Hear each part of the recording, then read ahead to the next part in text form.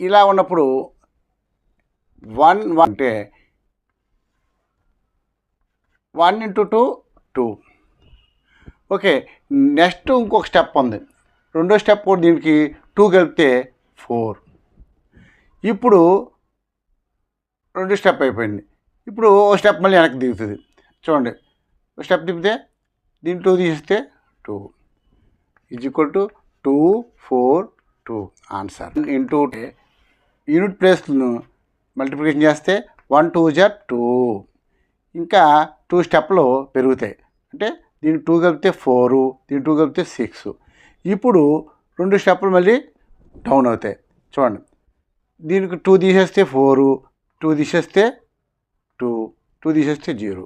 అంటే ఇక్కడ 3 ఉంటే 6 స్టెప్లు వచ్చినాయి. చూడండి, 0 2 4 6 4